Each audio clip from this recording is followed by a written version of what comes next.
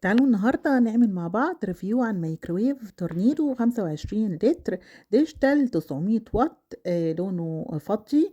تعالوا النهاردة نعرف سعره كام بعد زيادة الأسعار ووصول الدولار ل70 جنيه مرة واحدة. مش عارفين الدنيا رايحة بينا على فين. طبعا السعر الموجود عليه ده سعر هلامي، السعر ده كان من سنة. هقول لكم دلوقتي سعره كام.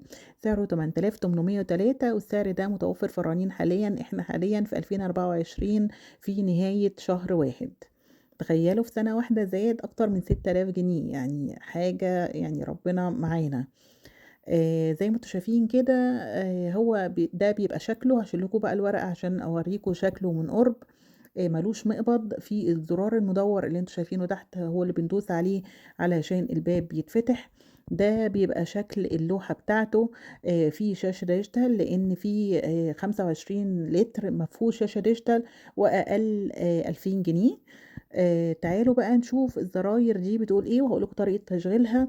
طريقة تشغيله سهلة جدا. طريقة تشغيله زي مايكرويف فريش وزي مايكرويف ماينتا وتورنيدو بلاك اند ديكر. كل ده طريقة تشغيل واحدة واحدة وسهلة جدا. هقولها لكم هتشغلوه وهتتعاملوا معاه بسهولة جدا. أول زرار معانا هو زرار الميكرويف. تختار ميكرويف أو جريل.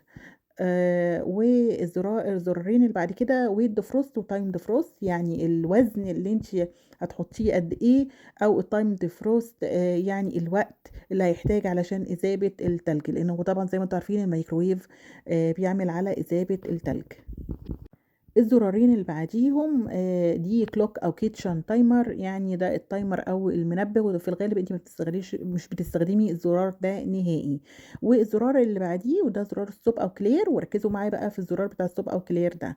ستوب او كلير ده فاكرين اللي انا قلت لكم ان ده الميكرويف الوحيد اللي فيه القفل ضد عبث الاطفال. انت ازاي تشغلي بقى القفل ده؟ طبعا هو مش بيقفل الباب ان انت ما بتعرفيش تفتحي الباب، لا هو بيقفل لك اللوحه اللي قدامك ديت. بانك دايسه على الزرار بتاع ستوب او كلير لمده 5 ثواني، هيروح جاي مطلع لك شاشه كده، علامه حمراء كده على الشاشه كده، معناه ان كده خلاص انت فصلتي الجزء بتاع الشاشه ده، خلاص مش هيعرفوا يتحكموا فيه الاطفال. عايزه بقى تشيلي القفل ده، بتروحي جايه دايسه برده 5 ثواني على زرار ستوب او كلير. وبعد كده بيبقى فيه البكره وهقول لكم استخداماتها دلوقتي. طيب احنا بقى سيبك بقى من الرغي ده كله وقولي لنا هنشغله ازاي. بصوا بقى. اول حاجه انت مثلا عايزه تحطي اي حاجه في الميكرويف. حطيتي مثلا عايزه تسخني مكرونه بالبشاميل مثلا. المهم بتروحي جايه حطاها في طبق وتروحي جايه فاتحه الباب وتروحي جايه حطاها وقافله الباب. وبعدين في الغالب المكرونه بشاميل يعني دقيقتين. ازاي دقيقتين؟ هندوس على ستارت هيدينا 30 ثانيه، لو دوسنا كمان مره هيدينا 60 ثانيه، لو دوسنا كمان مره هيدينا 90 ثانيه، وهكذا. يعني كل ما تدوسي على الزرار يزود لك 30 ثانيه. شفتوا بقى الموضوع سهل ازاي كده؟ خلاص هتسخني بقى اي حاجه انت بقى مع الوقت هتعرفي وقت كل حاجه قد ايه. العيش مثلا 30 ثانيه بتدوسي على ستارت مره واحده بس. البطاطس مثلا عايزاها تبقى سخنه قوي فبتدوسي على ستارت مرتين، يعني هيبقى 60 ثانيه. كده عرفنا لو عايزين ان احنا نسخن اي حاجه. شفتوا الموضوع بسيط جدا، هو بتدوسي على ستارت بس، ولا بتدوسي على مايكرويف ولا جريل ولا اي حاجه من الحاجات دي.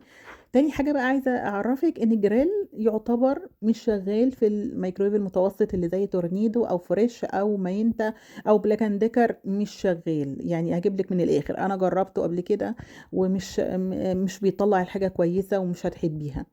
فهو الميكرويف اصلا معمول للتسخين، فسيبكم بقى من موضوع التسويه ده.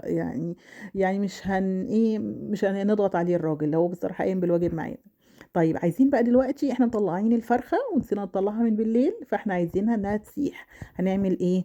هنروح جايين جايبين الفرخه وحاطينها تحتيها طبق علشان ما تغرقلكيش الميكرويف، وبعدين تدخليها تقفلي الباب وبعدين تدوسي على ويت فروست. هيروح جاي وتروح جايه محركه البقره ناحيه اليمين. هيقول لك ايه، 100 جرام ولا 200 جرام ولا 300 جرام ولا ايه ايا يكن، هتقولي 500 جرام وتدوسي على ستارت. هو عارف الوقت بتاعه. هيروح جاي مثلا قايل لك هتسيح في 12 دقيقه، هتسيح في 13 دقيقه، وهكذا. طيب معظم الناس بيسالوا بيستهلك كهرباء كتير؟ نهائي ما بيستهلكش كهرباء كتير نهائي. مش هتحسي فاتوره الكهرباء باي زياده نهائي. طيب في ايه كمان عايزين تسالوه عن الميكرويف؟ طبعًا أكيد هتسألوا إيه الحاجات الموجودة على الشاشة الديجيتال دي، اللي هي بيتزا، بوتيتو، ميت، مش عارفة إيه، الكلام ده، كل الكلام المكتوب ده، ماشي ده ممكن تستخدميه بس أنا عن نفسي مش باستخدمه، بس هنقول إن إحنا هنستخدمه، هتروحي جاية عاملة البقرة ناحية الشمال هيقول لِك C1 والّا C2 والّا C3 أنتِ كده بتختاري البرامج بتاعته هتدوسي start هيروح جاي هو عامل لِك الوقت المناسب مثلًا للبيتزا، للميت، لأيًا يكن. ده بقى بيبقى الشكل من جوّه كده، أي شكل أي ميكروويف من جوّه بيبقى كده، لا إما silver لا إما أبيض.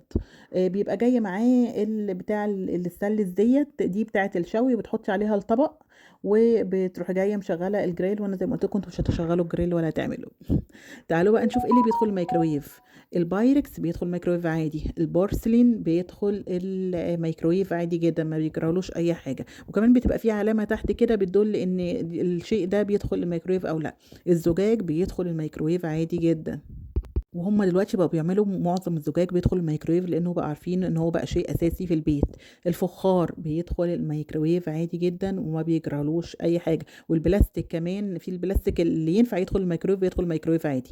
الحاجات بقى الممنوع تدخل الميكروويف وهو الخشب، ممنوع طبعًا يدخل الميكروويف لإنه ممكن يتفاعل مع الشرارة ويولّع وطبعًا ما انصحش بيه. أي حاجة metal بقى الستانلس، الألمونيا، الصاج، ده كله ما ينفعش يدخل الميكروويف طبعًا. وإيه كمان ما بيدخلش الميكروويف، الأطباق الصيني اللي عليها خزف دي مش مستحب إنها تدخل الميكروويف، لإن الدهب اللي فيها أو السيلفر بيتفاعل مع الميكروويف. بس كده الفيديو خلص، يا رب يكون الفيديو عجبكم.